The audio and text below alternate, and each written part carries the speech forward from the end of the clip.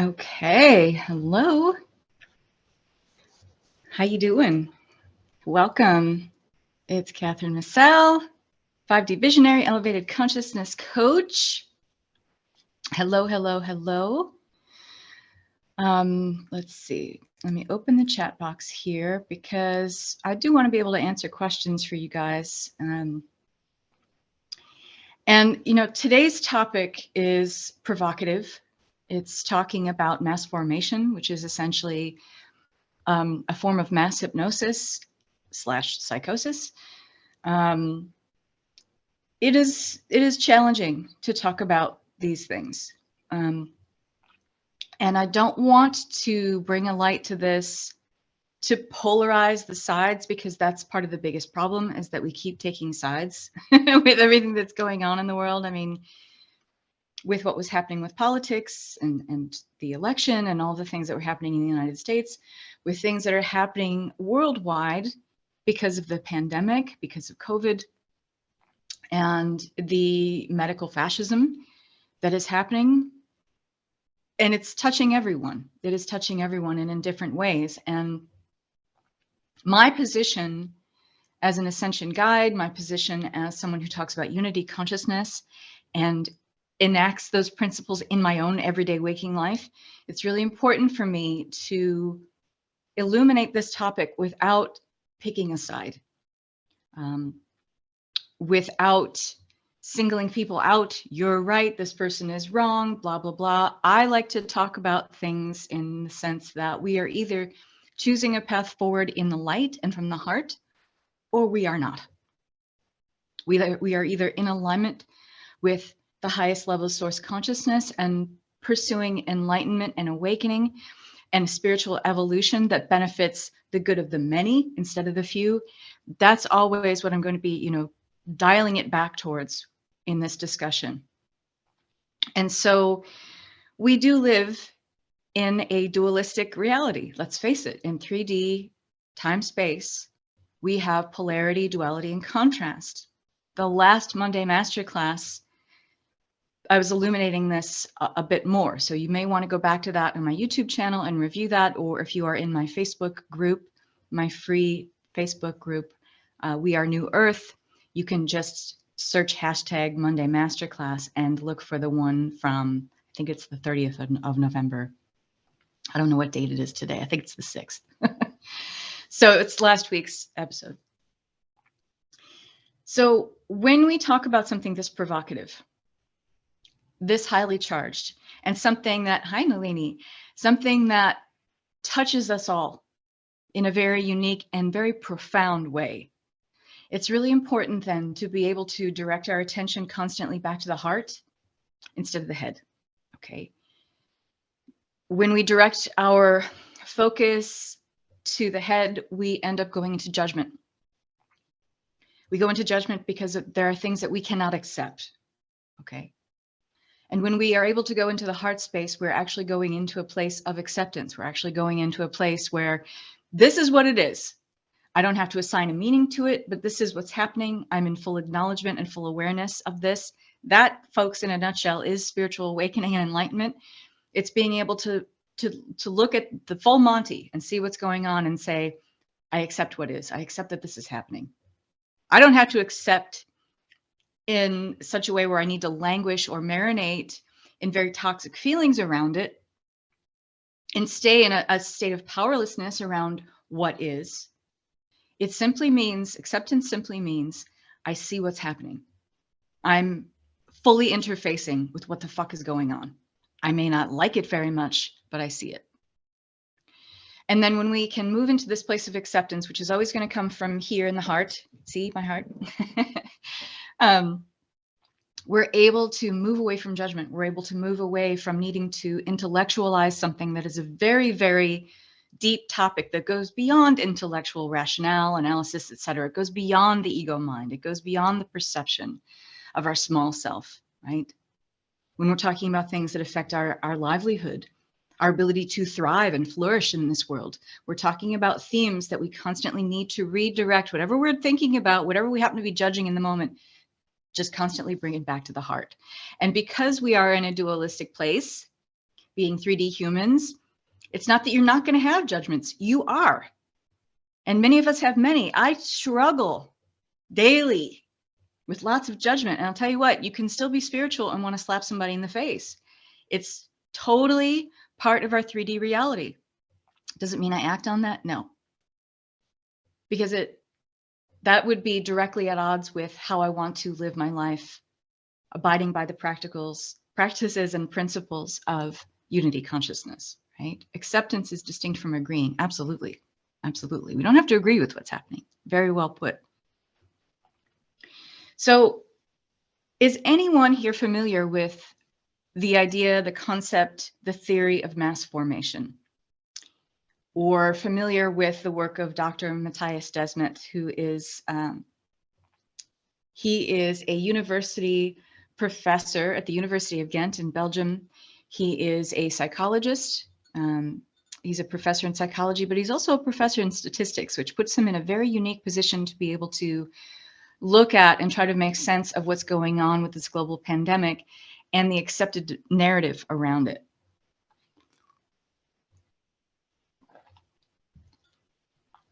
If you are not familiar with him,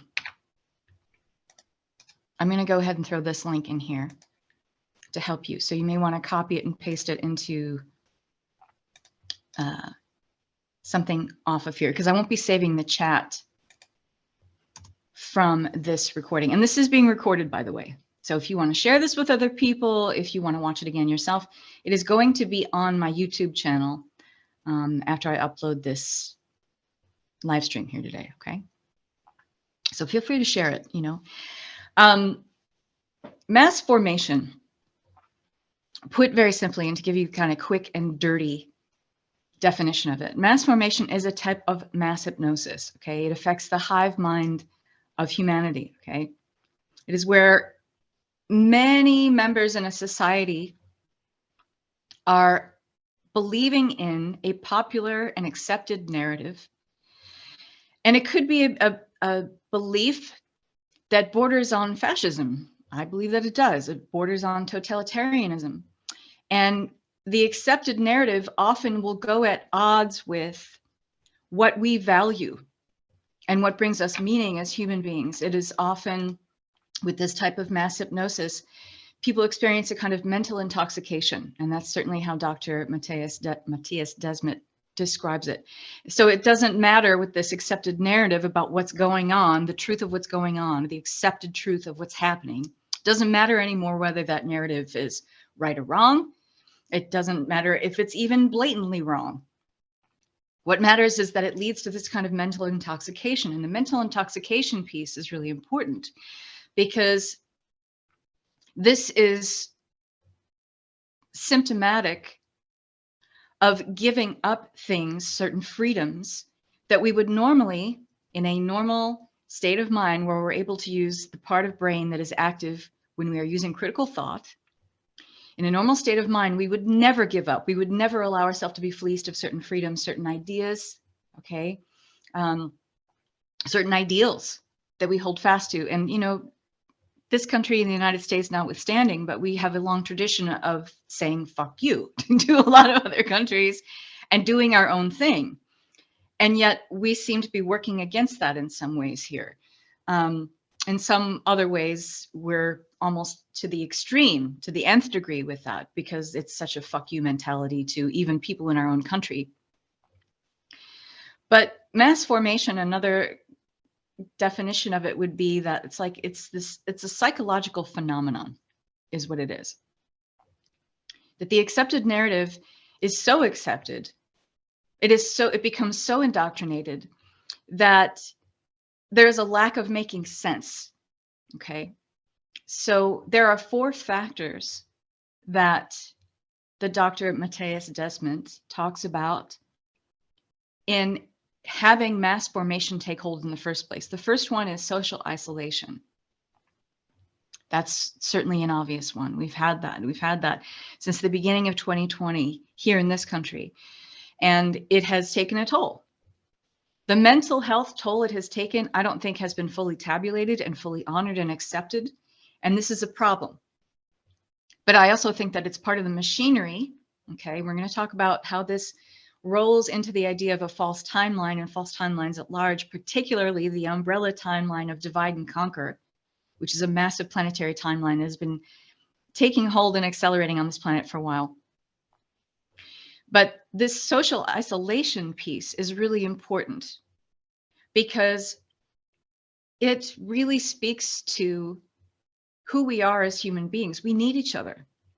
We need each other, right? Well, who are we and what are we doing in this experience without the rest of the human family to experience it with? Correct? We need each other to kind of bounce ideas off of. We need each other as ways to project our own inner feelings onto each other, sometimes in not a positive way, but also to get feedback about who we are, our experience. We need to be able to share things. We need to be able to lean on people, right? We need people. Okay. And this is a fundamental part of us building our identity as human beings. And we don't have that. So we can see what happens in laboratory experiments when monkeys or mice are isolated, and with very few exceptions. I wouldn't make that parallel with human beings, monkeys and mice, but we have seen how social creatures act then and behave when they are deprived of interaction. Okay. We have all kinds of things that spiral out of control when we have this kind of isolation. We have an uptick in mental health and behavioral problems that can end up with things like addiction and suicide, okay, which is also something that has been happening undeniably, okay? Again, not being talked about enough. There's a lack of, number two is a lack of sense making in individual lives, okay? We are literally grappling for some modicum of truth, something that we can hold on to. It's like finding a life raft in a very tumultuous, chaotic, and conflicting time. We're experiencing a lot of inner conflict. And so anytime we're experiencing a shit ton of inner conflict, we're at odds with our own ability to suss out truth with all of this going on. And when we have this inner conflict, you're going to see it mirrored and projected in your outer reality. This is true every single time, okay? And then it becomes this constant give and take kind of feedback, right? I'm channeling as I'm talking through here. I have talking points here, but I always open myself up to channel. And when I do that, I tend to release a lot. So if I burp a lot, I'm really sorry. Okay.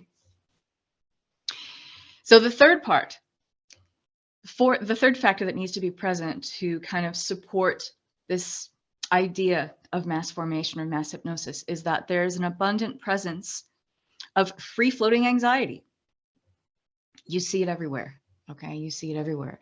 A lot of people may not have the mental faculties to understand that they are in a state of anxiety, and it's this constant low-grade anxiety. I mean, many of us have experienced lives on this planet up until the pandemic where we had a kind of free-floating anxiety. The pre-existing conditions were already in place, in other words, because we live in a very stress-filled world. We live in a sensationalized society. To certain degrees, maybe countries have that. Certain countries have more of that than others, especially in countries where there's a lot of social media presence, a lot of news presence, constantly talking about the negative divide and conquer themes, right? Us against them, okay?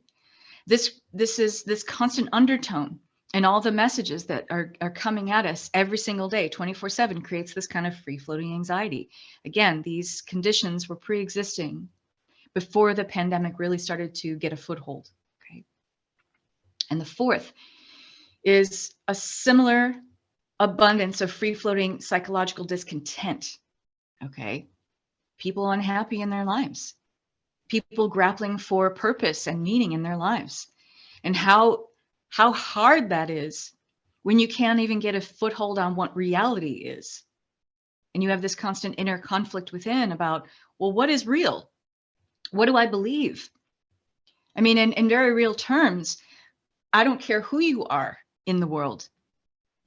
One of us, or at any given time, if it's not just one of us, it's all of us asking the question, who do I believe?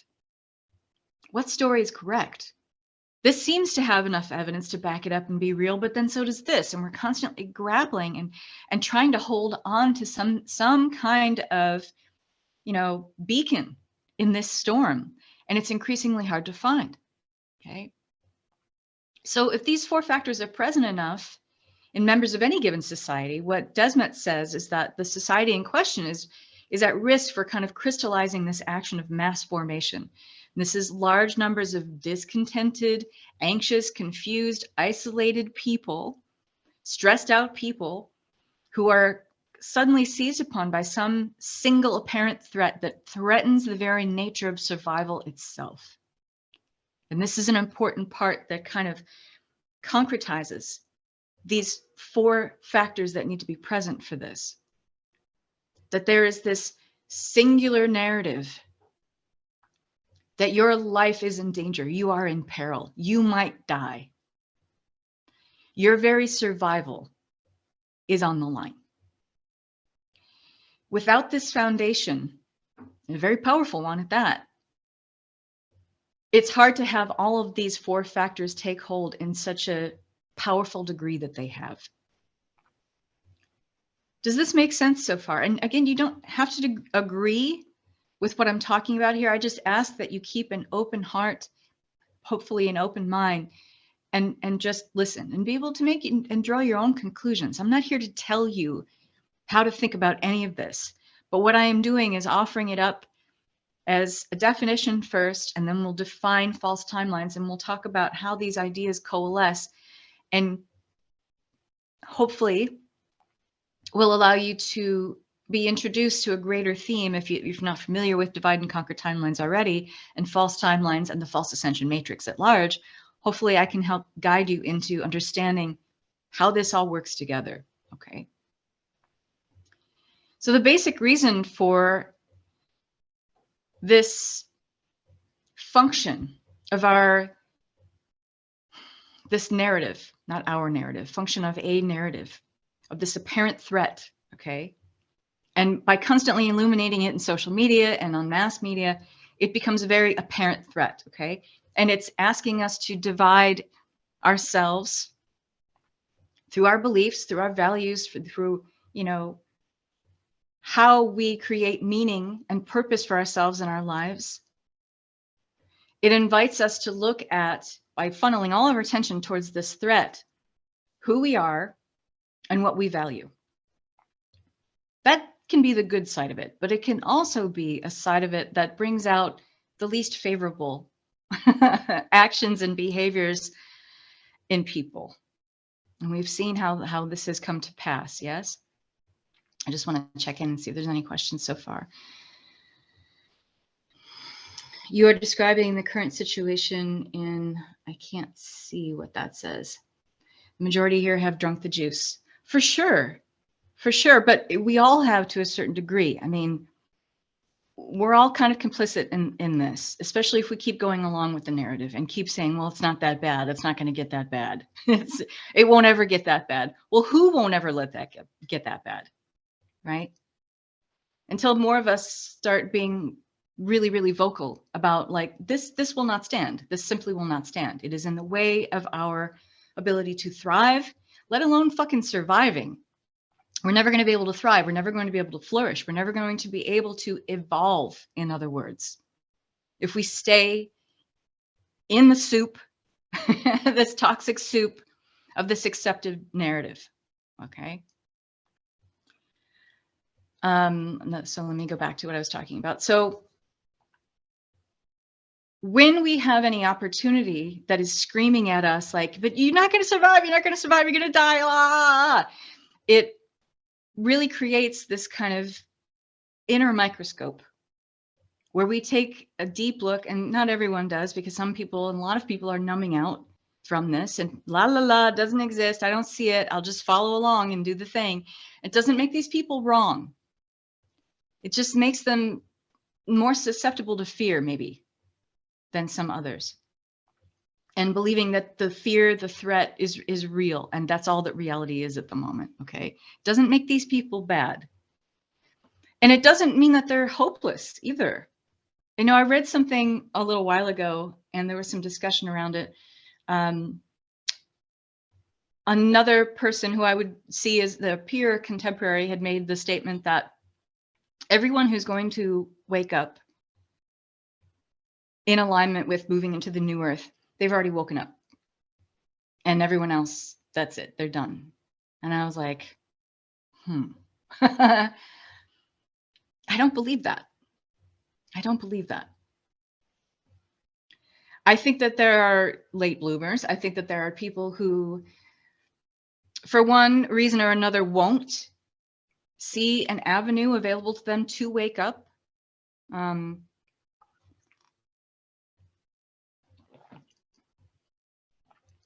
But I don't do what I do, and I can't have the passion for what I share and what I teach if I would divide people into those two very opposite camps. That there are those who are woke and they're going to stay woke, and there are those who are never going to wake up. There are some people who are never going to wake up. But is that everyone lumped into that category, or is it kind of on a spectrum? And I feel like everything in 3D Earth is on a spectrum. Everything. Our emotions are on a spectrum. Okay. We have a lot of definitions for even a singular emotion. We have so many things that exist on a spectrum here. The awakening process, our spiritual evolution, I don't think is any different. Why would it be? And so I don't agree with that. And so I think that in order to do what I do, I have to believe that there's hope, that there's more people who maybe just need to hear it said the right way, or, need to go through a certain experience, maybe one more dark night of the soul. I don't know what it is, because it's different for everyone. Everyone's awakening process is different. Some of it's fast and furious for some people, and some of it's kind of gentle and gradual. Okay. But this is a baptism of sorts. And anytime that happens for people, especially humanity at large, there are people who are going to come out on the other side of it changed. And I think it's restrictive, and I don't think it's very compassionate witness energy to be in, to say there are these people who are never going to wake up and that's it, they're done, not even going to talk to you. And then there's my people. I don't believe that. I don't know. Maybe you guys can chime in and tell me what you think about that. But no doubt what this creates, these four factors and this mass formation, it's an energy seizure. It's an energy seizure. It's a seizure of people's energies, funding it towards this particular narrative that is not very good for humanity. It doesn't fill humanity with hope. It fills humanity with fear and dread. Because why? You're talking about basic survival. And anytime someone's basic survival is threatened, you're going to cue the ego to do what it does, to do what it's programmed to do, which is set off a cascade of chemicals in the body that put you in a chronic flight or fight response. Your cortisol levels go through the roof. You do lose your ability for deductive reasoning. You lose your ability for some of your critical thought, but not all of it.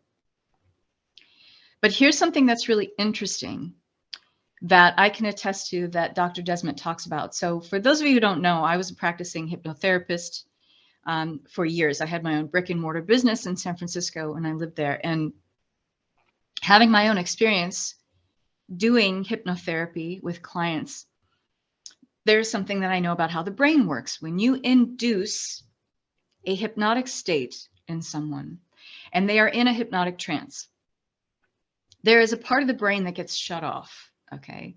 Or at least it's not active. It's not shut off necessarily, but it is not an active part of the brain when you are inducing a theta state, trance-like state. And that is the area of the brain that is active when you are reasoning, if you're doing a math problem, if you are working with abstract concepts. Okay, so this part of the brain is not active when you are induced into a trance-like state. Okay, and because you're working with the subconscious works with primal themes. Okay, guess what a primal theme is? Survival. Okay.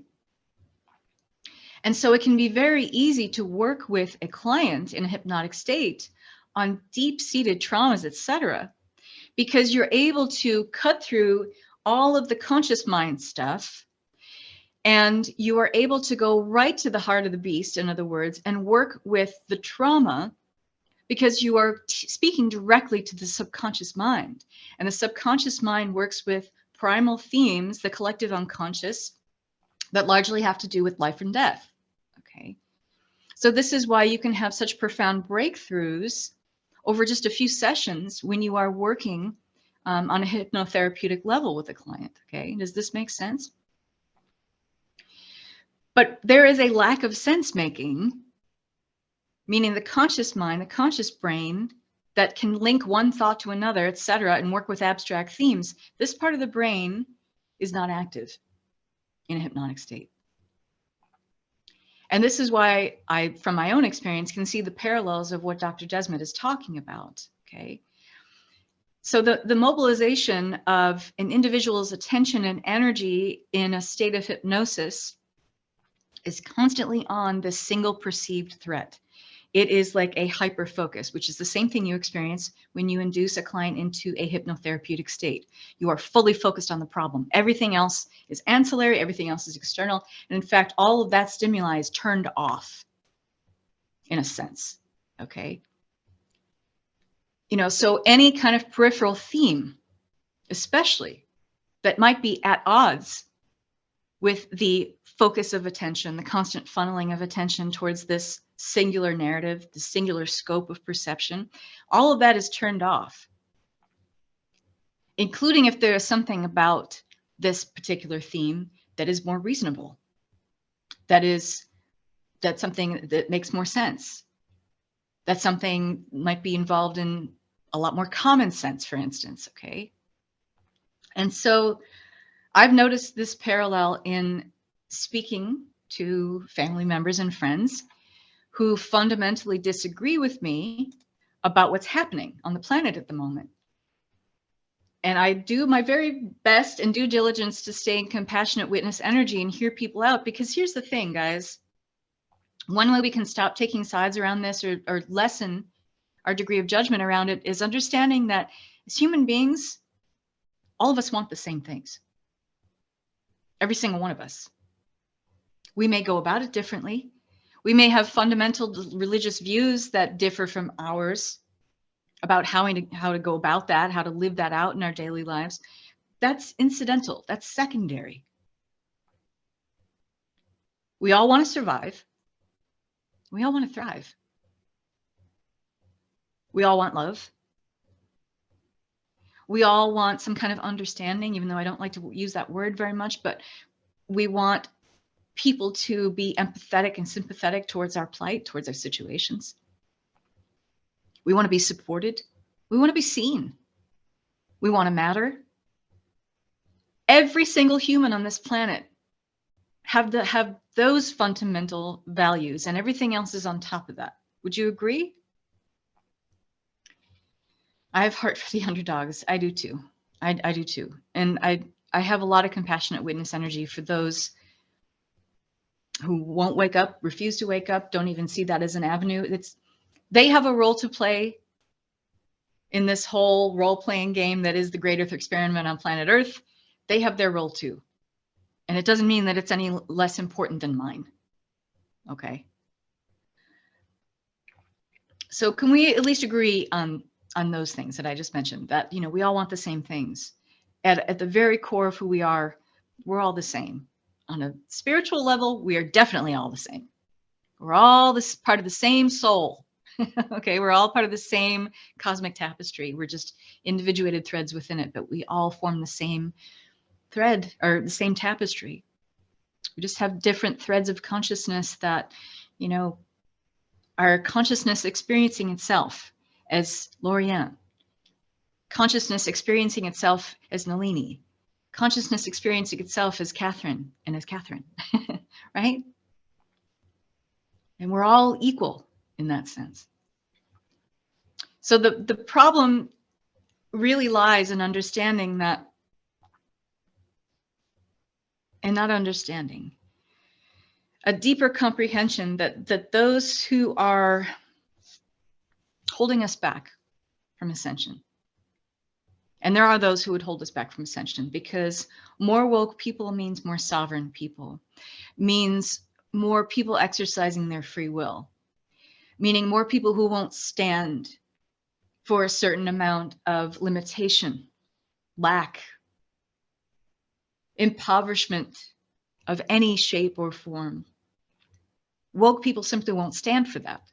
And they see the parlor tricks, which are looking flimsier all the time.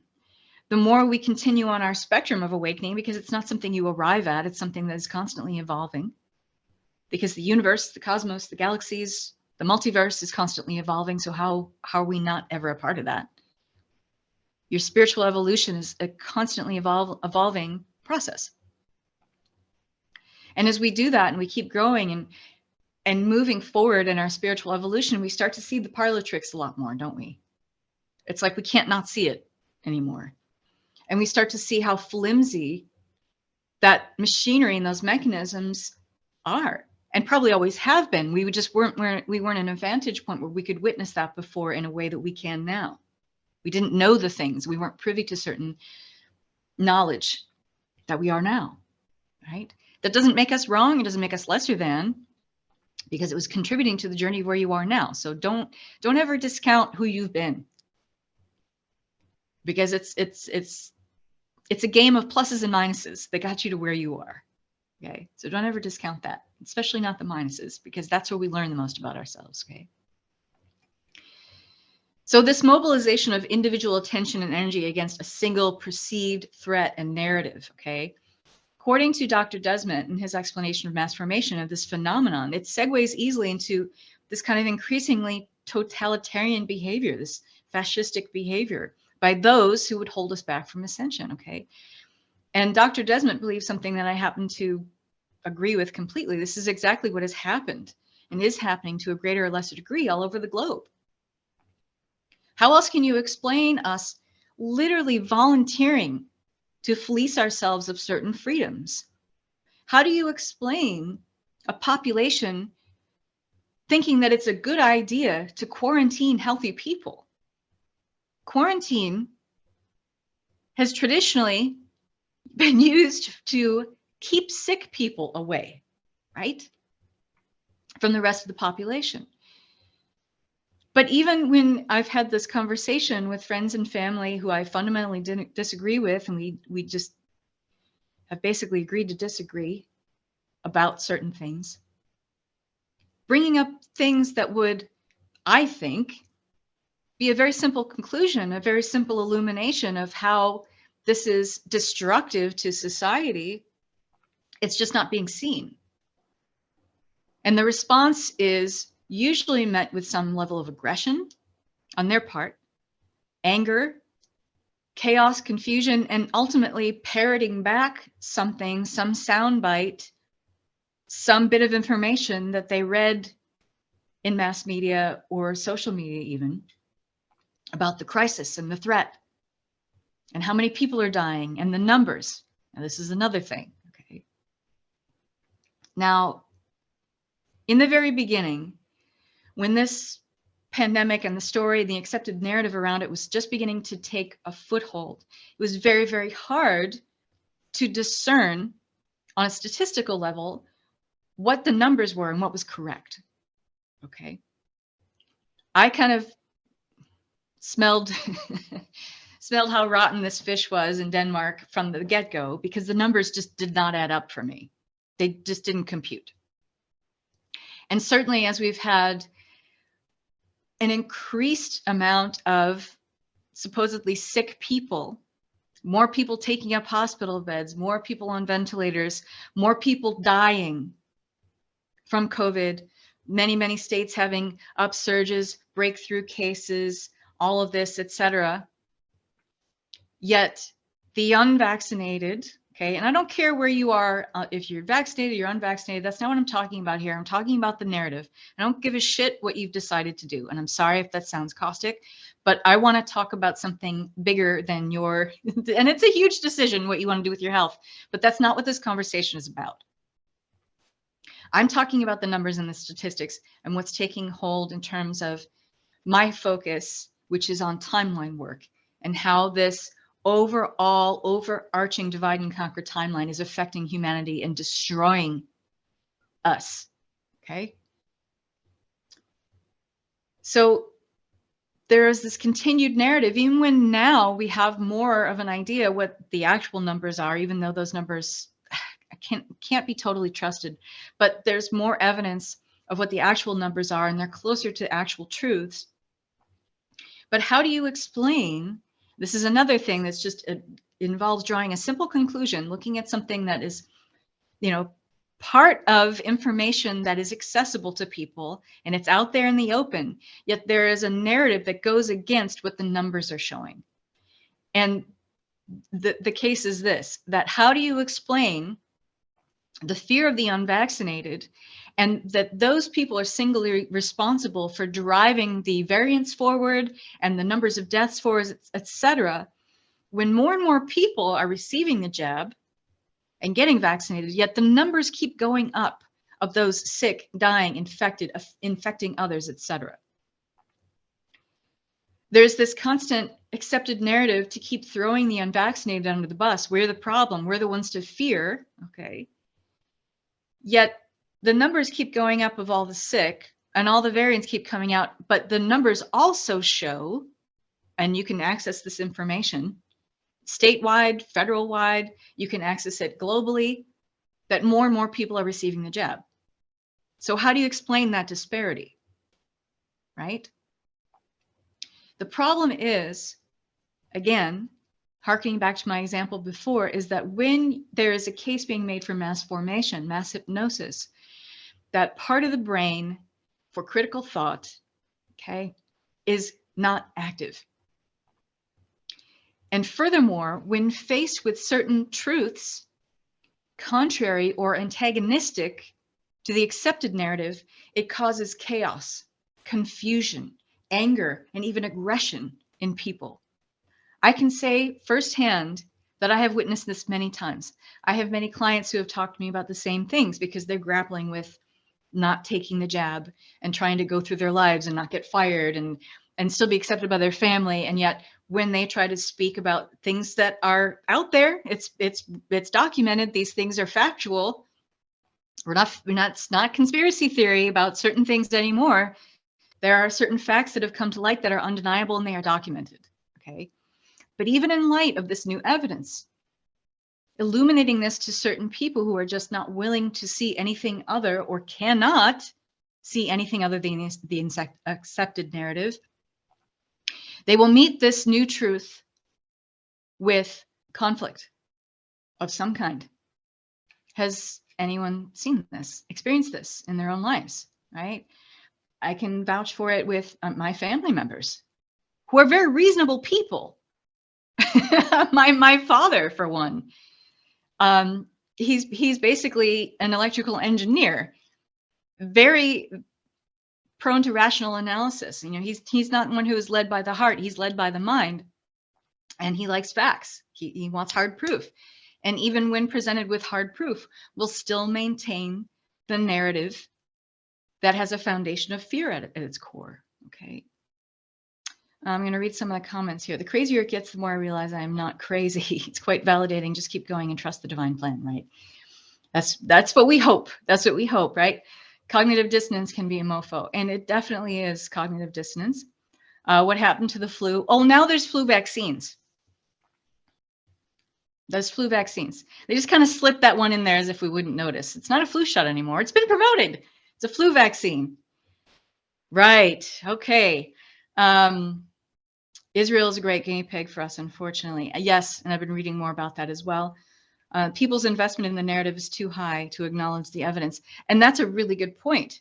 That's a really good point, because when you funnel that much attention and fund and invest that much of your energy towards this, it's almost like a web that's too difficult to untangle. Because which narrative, which thread do you start to follow to kind of unweave the web that you've created yourself and kind of enfolded yourself in your entire life, right? And for many people, they've changed some of their core beliefs about themselves, about the world at large, in order to accept this narrative. And I've seen this. I've seen this in client work. I've seen it in how I converse with certain people I've been lifelong friends with. I'm like, who are you? What happened? What happened? And we all change. We all grow. And certainly this thing has pushed a lot of hot button issues for us as far as what we hold as principles and values for ourselves. And I understand that. But for certain people who would have taken a stand otherwise towards a different level of value or level of principles, seem to have been swayed in another direction that seems to be at odds with the very thing that comes out of their mouth next about what they value or talk about. And it's difficult to explain outside of thinking that there is mass formation going on. Okay. And again, you take what you want out of this and leave the rest. Okay. But I want to invite you to at least think about the things that I'm talking about here. So, and it all adds up to this kind of mental intoxication. When you look at people who have excessive drug use, okay, this kind of mental intoxication, or people who have been struggling as a lifelong alcoholic, for instance, when faced with something painful, something that is perceived on an ego level to threaten their survival, the answer is to hit the bottle or shoot up or whatever that might be, because it's a way to deal with this free-floating anxiety. It's a way to deal with your isolation. I mean, if I got my buddy morphine over here, I'm not alone. If I have this bottle of Jack over here, I'm not alone, right? When isolation is the very thing that drives you towards that in the first place. I do believe that that drives people towards addictive behaviors. And a closing off from the rest of society does that for people many times with alcoholism or any kind of addiction. But this mental intoxication allows people to cope with something that is just too painful to reason out with critical thought. Okay, so in that mental intoxication, which is an outcome of what happens of mass formation, is also a clue to how we're available for this level of mass hypnosis in the first place. Okay, obviously the fear is a catalyst. Fear makes us available for anything that is aligned with some sort of savior complex. Okay, the savior in this situation, which I think is very interesting, or the saviors, because there's more than one in this situation, is our government, which I know many free-thinking people would never, ever get on board with the idea that the government is the answer. Okay, and I'm not going to talk shit about government or any particular government at all, but the government at large does not hold our best interests most of the time. We are a populace. We are easy to control and manipulate and dominate towards certain ends if we're made to believe certain things, if we adopt certain things that will allow them to stay in power. Okay, it is a power dynamic that we largely agree upon. Okay, on both sides. But without this kind of foundation of fear, you cannot be a host for whatever they're dangling in front of you to hypnotize you, to catalyze you to start believing things that are at odds with your own principles, your own values, etc. The other saviors, Big Pharma. Now, it's really difficult to talk about Big Pharma and in the same sentence talk about how they have our best interest at heart. That's very difficult. When you have essentially corporations run by psychopaths, and I know that sounds judgmental, but it is largely true, because you have a population, the definition of a psychopath is someone that does certain things while being completely impervious to how that affects a human being or human beings at large. Arguably, those in charge of Big Pharma and the multi-billion-dollar industries that they are, those people who are running the show don't have humans' best interest. It is a money industry. It is a for-profit business at the end of the day. By seeing how many, when you look at someone's vaccine card, okay, and I noticed this right away when my husband got the jab, okay, which he was paid off to do it. He was given $100 by his job to get the jab, both of them. But I looked at his vaccine card and I noticed there were 6 boxes for being checked off when you had your vaccine. I was like, well, why are there six boxes? And when he went back to get his second jab, he asked the person administering the shot, why are there 6 boxes on the vaccine card? And the person seemed to kind of pretend he didn't hear, or I believe that he knew the answer. I don't know for sure, but that I have a bullshit detector that is on fucking point most of the time, most of the day. And there was an inability to answer. And when my husband pressed the issue, it was just this kind of flimsy answer. It's like, oh, I don't know. I think they just printed it out that way, you know, in case people blah, blah, blah, blah. He just kind of trailed off into some fucking nonsense.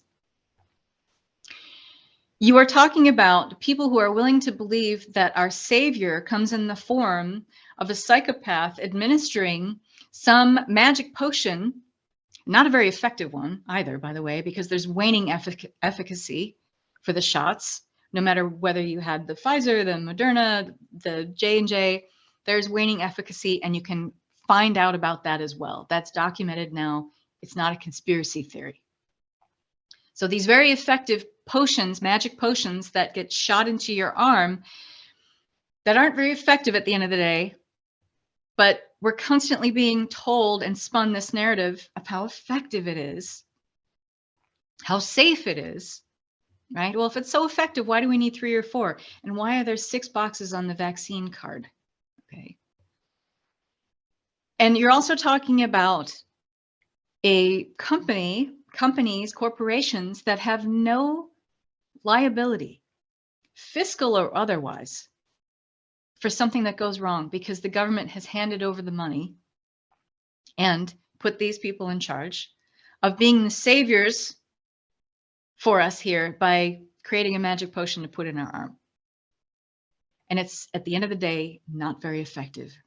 Read about breakthrough cases. Read about waning efficacy.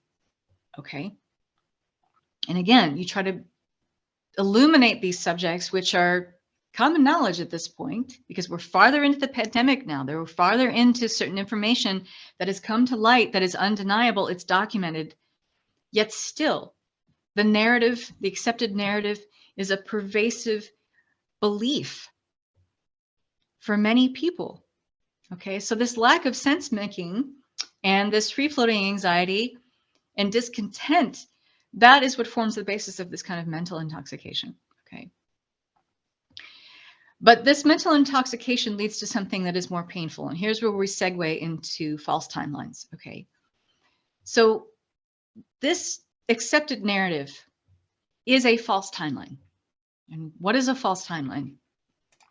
False timelines are basically coding, okay, to mimic a timeline, a conveyance of a way of being for humanity. In this case, a planetary false timeline, which we would call a divide and conquer timeline.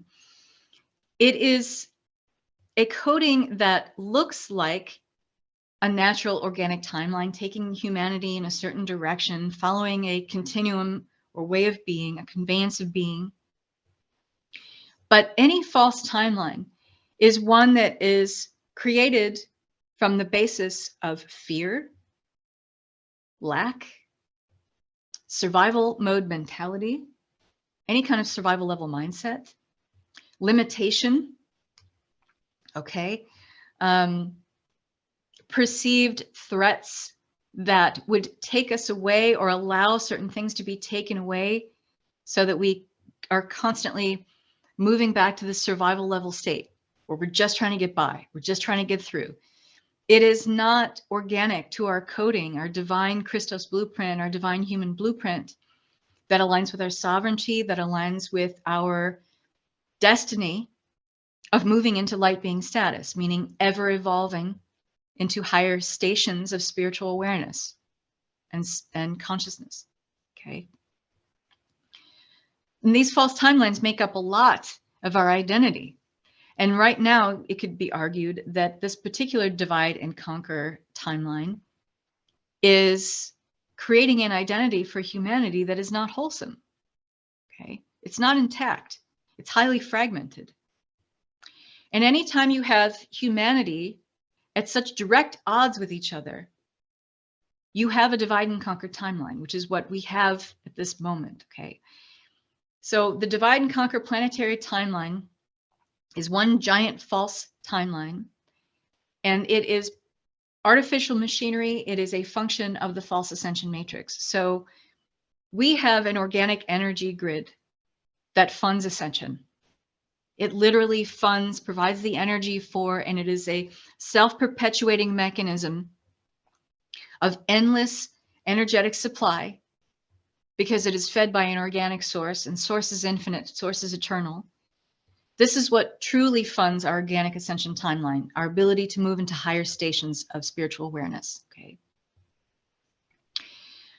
When we are in a false ascension matrix, it looks like an organic universal energy grid, but it is a void, it is a shadow energy, meaning the only way that ascension matrix can function is that this machinery can keep going and be fueled is through fear, shadow energy, darkness, division, limitation, lack, impoverishment of any kind. It's just energy, but this is void energy, it's shadow energy. And the false ascension matrix, which looks like the organic ascension matrix, smells like it, seems like it, tastes like it, but it's not, okay? It's meant to exactly mimic it, but there's one fundamental difference. This is not an eternal grid. It is a fixed grid. And the only thing that feeds this grid, fuels this grid, is fear-based emotions, feelings, actions, behaviors. Okay? This is the quick and dirty version of talking about false timelines and false ascension matrix. We go way deeper into this in Timelines Expanded Masterclass, which is coming up in January. But we have been living at the mercy of a lot of false agendas because I'm going to start burping big time right now. Because of the false ascension matrix, okay? A lot of our energy right now isn't even in 3D, it's in 4D. 4D is extremely polarizing, okay?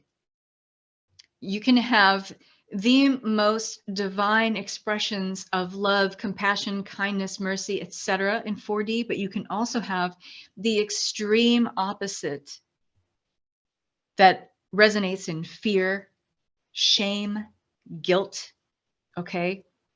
If you don't believe me, look at those who are vilified, those who, refuse to buy into the narrative, refuse to get the jab, etc. Look at the themes present and the ideas around how those individuals are vilified through a mechanism that's very powerful in stoking and promoting and perpetuating fear, shame. Wasn't it one of the first things that was talked about is like, do it for grandma, right? Do it for the elderly folks on the planet. Get the jab, get the shot. Do it for grandma. What kind of a person are you, right? And the only way you can have shame exist or project this image of someone being shamed or guilt is to have someone who's, a fixture that in the mind of the collective unconsciousness is kind of untouchable. Granny, grandma. Those of us who didn't have very good grandmas, it's easy to see through that, that trickery. My grandmas were not that great. But anyway, bless their hearts, wasn't their fault. However, how can you project an image of shame unless you have something that is projected and is an equal and opposing energy, right? Grandma, high and mighty grandma, okay? Untouchable. You want to kill grandma, right? Shame, guilt, again, another one of those emotional themes that resonate very low as a vibration on the emotional scale, completely at odds with the foundational resonance and energy of love. It's easy to create a divide and conquer dynamic when you are talking about such diametrically opposed positions and emotions. Would you agree? So can you see how this creates a massive divide and conquer planetary timeline? And divide and conquer, any kind of divisiveness that you have, is a false timeline. Anything that fragments you individually, fragments us in humanity as a human family, is false. Any kind of fragmentation, pushing the idea of separation, of the idea of other, is a false timeline. Okay.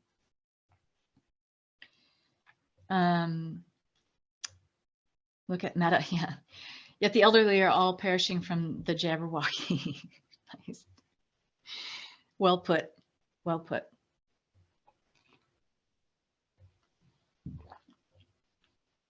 So is this making sense so far? And the more we're invested and are complicit in the divide and conquer timeline, and that includes those of us who have a kind of righteous indignation, believing that we are right, believing, first of all, in the illusion that there are even sides. There aren't. Because what did I speak on before? We all want the same thing. How can there really be sides if we all want the same thing? If at the heart and the core of who we are foundationally as human beings, we're all the same, how can there be sides?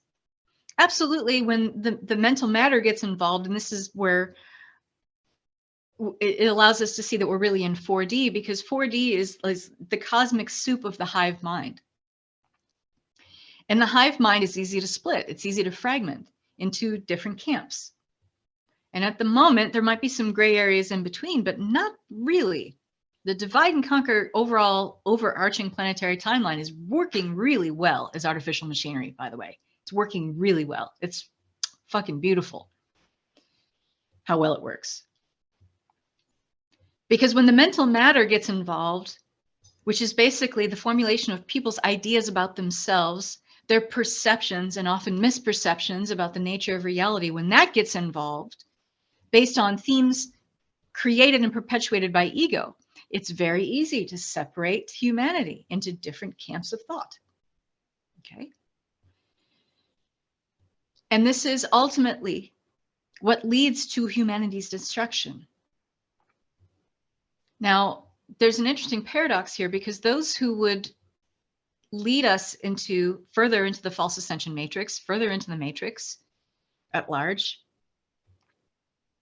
they rely on our energy of fear, anger, aggression to be able to fuel and literally fund and invest our energy in the ongoing mechanism of the false ascension matrix at large. They can't do it without us. So there are on-planet and off-planet sources that see us as fuel, that our energy is farmed in a sense. I mean, the Matrix movie is not that far off, folks. Okay. If you're plugged in, you're plugged in. Okay. A lot of people are plugged in at the moment. And it becomes a fuel source to fund the false ascension matrix. Yet at the same time, the paradox is that divide and conquer timelines create a destructive mechanism where it pits us against each other, puts us at odds with each other. And you have an overarching theme of things happening that would, if you believe everything that's said about COVID and how dangerous it is and all the variants and the whatever new flavor of the week variant is coming out that we're all supposed to be afraid of, if you're buying into all of that and drinking the Kool-Aid, then you are believing that we're all going to die off. But that wouldn't satisfy or work to the benefit of those who would hold us back from ascension. The benefit is to keep us in a state of being at odds with each other, teetering on the brink of always believing we're gonna die, we're all gonna destroy each other. But that's not the goal of those who are pulling the puppet strings of the false ascension matrix.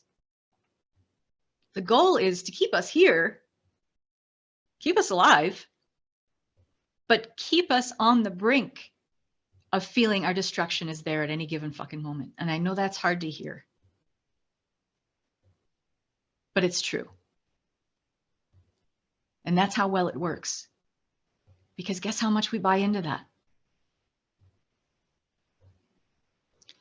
So much of what we fear and the beliefs that we adopt in the way of doing that is based on, I could be gone tomorrow.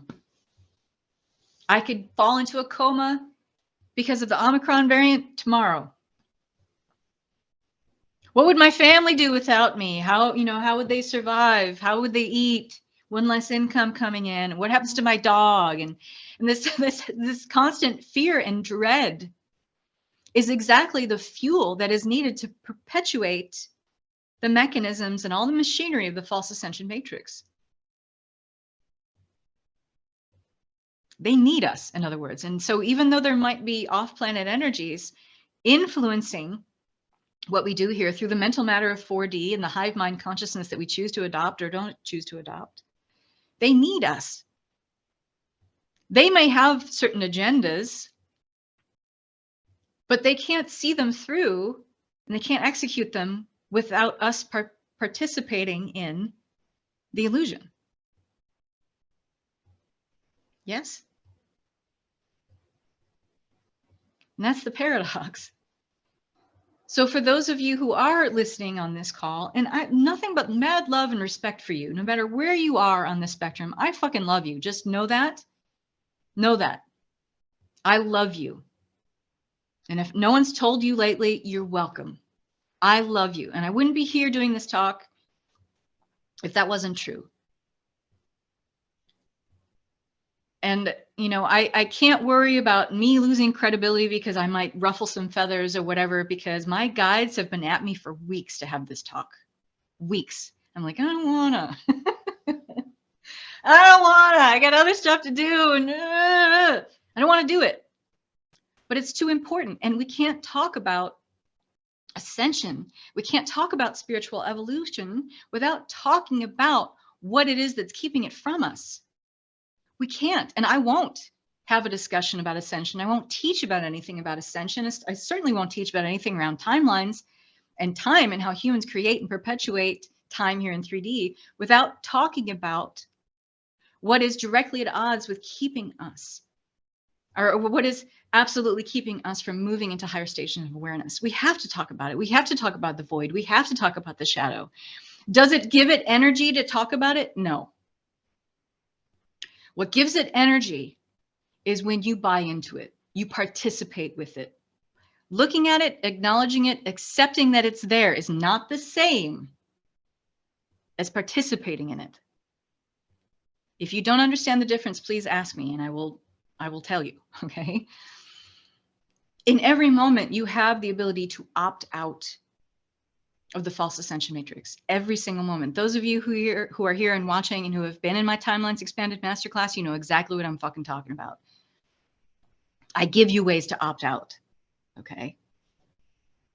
A very simple way is watch less negative social media. Partake in, less social media. Consume less social media that is perpetuating the same knockdown, drag out narrative that makes you feel conflict within. That is not a natural state of being to experience this kind of conflict within. And when you are faced with things that feel untrue, honor that. Because your bullshit detector is going off like mine does pretty much 24/7 at this point. Honor that. Because when you feel that inkling within you, no matter how small that voice might be, no matter how small that moment, that impetus might be to be like, no, if I believe that. Ask yourself out loud, do I really believe that? That's the most simple way that you can begin to opt out.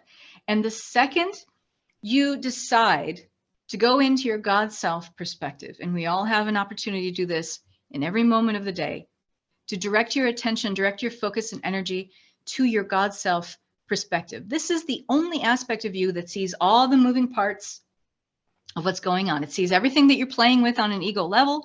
It sees everything that everyone else is doing, playing with on an ego level. It sees all the parts and pieces of you. It is privy to you in a multitude of timelines, lifetimes, aspects, realities, dimensions, etc. This is the only aspect of you that holds the answers that align with higher spiritual truth. Period, the end. And you are either aligned with this aspect of you or you are not. There's no gray area here. And all you have to do is take a beat, breathe, Stop yourself. Stop the flow of any of the feelings that are happening around something you read, something someone told you. Take a beat. You always have this power of how to respond to whatever external stimuli, no matter how challenging it is.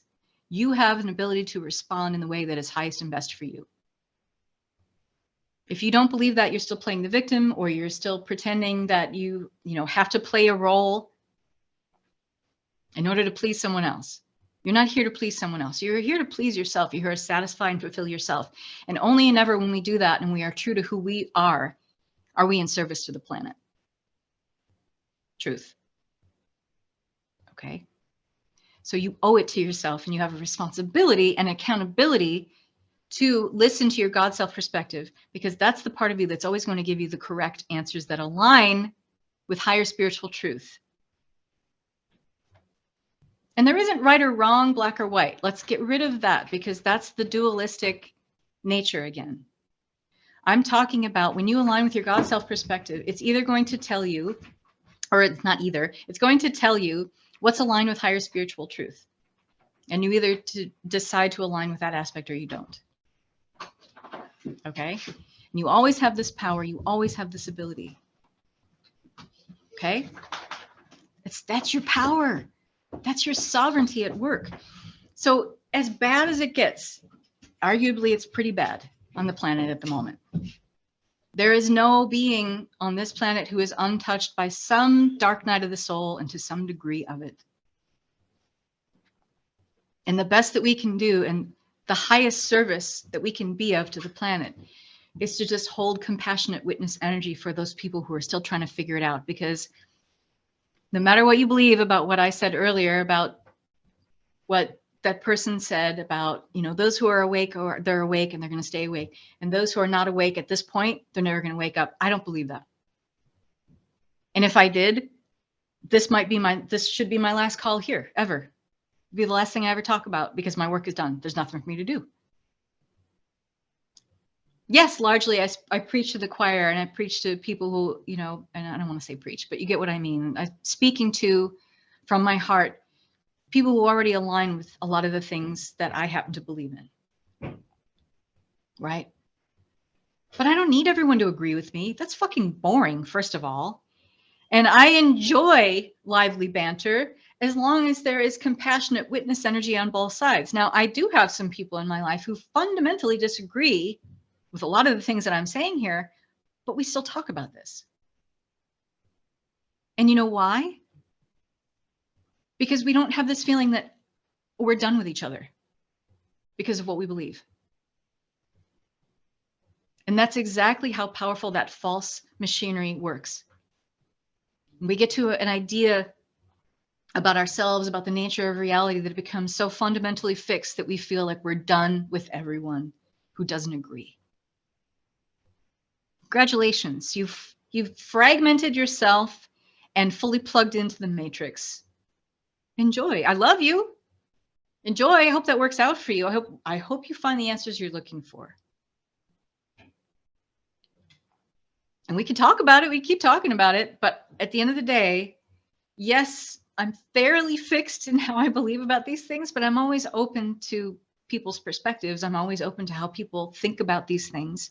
I'm always open to people's thought processes. Those people who are thinking people and do still have rational analysis intact, and those who are not part of the mass formation, which I do believe has taken hold on this planet, they're still reasoning and thinking things out. And maybe they haven't had an opportunity to make a concrete decision about anything yet, but they're just feeling all the information out still. I salute those people. I love those people. That's wonderful. Because to them, it's still malleable. Nothing is fixed. Nothing is finite. They're waking up.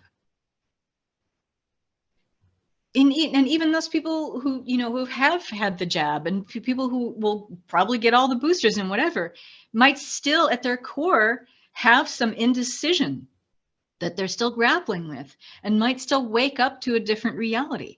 And I hold that space for them. I truly do. So what about us? I feel myself getting stronger and stronger throughout all of this. Me too. Higher stations of awareness and determinations to hold my energy and just love unconditionally, opting out of the bullshit works. Yeah. And it's choice. It's always a decision that we have complete sovereignty and free will to make. How do I want to respond to the world that is going fucking batshit crazy? Can I still be me? Can I still be me and respond to what is? Yes, you can. In fact, you can be even more so. Because when you choose your authenticity in how you respond to even the most challenging external stimuli, you get to be you and even more so with each decision. And you decide to take wherever you fragmented away from the organic ascension matrix, and you keep hooking back into what's true, what is aligned with spiritual truth. Okay, because what's true on an ego perspective is very subjective, but on a level of higher spiritual truth, there is a singular truth, and that's we are all one. And how do we see that resonate in our human version of selves? We all want the same things. We all want love, acceptance, support, community, ability to thrive, to move beyond just surviving. Okay. And these are the things we have to remember when we're confronted with people who are really like working our last good nerve. Because there are a fucking lot of them. And like I said, you can still be spiritual and want to slap somebody. Just maybe don't do it. Okay. Right? And we have to laugh about this, you guys, because it's heavy. It's very heavy stuff. So what do we do with this? Now that we can understand that, hopefully, that this mass formation timeline, because it is very much a false timeline, it is false machinery that is at work as part of a mechanism of the false ascension matrix, constantly keeping humanity at odds with each other, even though we all are fundamentally the same, even though we all want the same things. It creates this misperception, this illusion that we are other. That is never aligned with organic ascension. Never, ever, ever, ever. Beyond 4D, there is no separation. Beyond 4D, there is no limitation. Beyond 4D, there is only love. Beyond 4D, there is unity. It's important to remember that these are the basis for and the foundation of unity consciousness, togetherness, unity. Even if someone believes something different from you, at the core, they're still the same as you. And we forget this and we bind the illusion all the time. So how do you opt out so that you can remember this higher spiritual truth more often? Unhook from negative social media. And I know that's difficult, but everybody's got somebody in their circle that likes to, talk about the new, even if it's a conspiracy theory or whatever, or the new thing or whatever.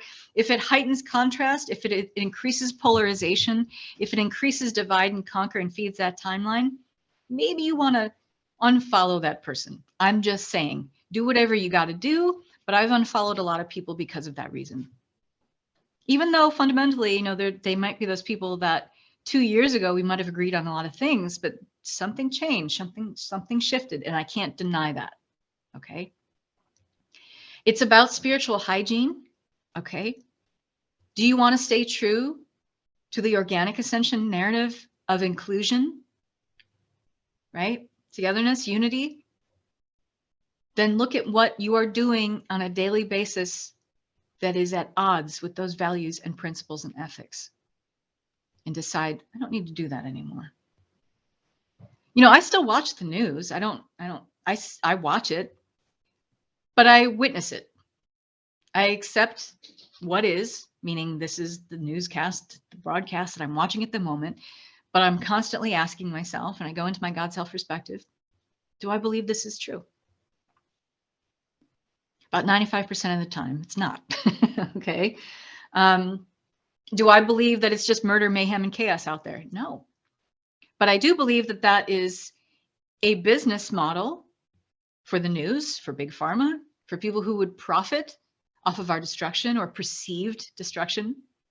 Because it's not the aim to destroy us. It's the aim to keep us at odds with each other. I hope you see that now. And whenever this is the theme, that is a false timeline. Okay.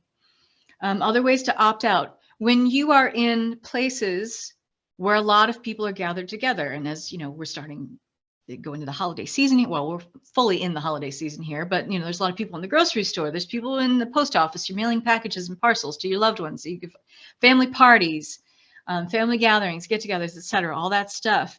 When you are in a large group of people, keep claiming your sovereignty. Keep claiming your sovereignty, because we do have a thing called hive mind consciousness. Okay, and the mental matter of 4D works with this conveyance of the hive mind. Okay. So an example is maybe you're in the grocery store and there's like a group of people in line in front of you talking about the new Omicron variant or whatever fucked up fear narrative is is the deal of the day, the soup du jour. And you have people commiserating about it, meaning sharing their misery and their woe, disdain, disagreement, whatever it is. If it resonates in low vibration energy, opt out. Opt out. In the moment, be in the moment and say, I choose sovereignty. I choose to what I believe is true, that we are all one. I choose to believe that even though this is challenging and all this is happening, I know that the nature of 3D and everything in it is fucking temporary.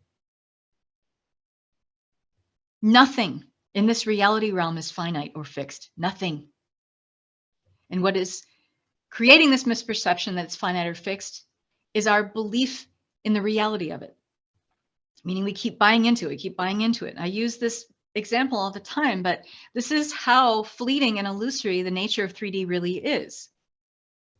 That chair you're sitting in, if a mass hive mind of consciousness, meaning a tipping point, more than 50% of the mass consciousness on this planet, stopped believing that chairs exist, chairs would no longer exist, poof, it's gone. And you're like, Kathryn, you're crazy. I'm not crazy. I might be a little bit, but I'm like mad scientist crazy. And I like it, for the record, because it makes people laugh. But it's true. It's absolutely true. That is how illusory and fleeting the nature of reality is in 3D. It is not fixed like we think it is. It is actually way more malleable and elastic. But what grounds it, and this is why those who would hold us back from ascension need us to do our part, because it is our fuel of belief, our fuel of ideology that holds anything, ideas, matter, form in place here in 3D. Without us, they got nothing. Understand your power, and that in any moment you have the opportunity to take it back when faced with something that's challenging or creates inner chaos or turmoil within. You always have that ability to opt out. Okay. People are afraid not to believe in the narrative. Absolutely. My mother's one of them. Absolutely. And because I think it was what Kathryn remarked on, it's too much to untangle at this point. Or was it Lorianne? Right? We've invested so much in this narrative at this point. So it's like almost a kind of laziness as well as fear to untangle that. And also a real fear of, well, who am I if I'm not buying into this narrative then? I'm someone that has to actually do something about it. And that terrifies the crap out of people. Right?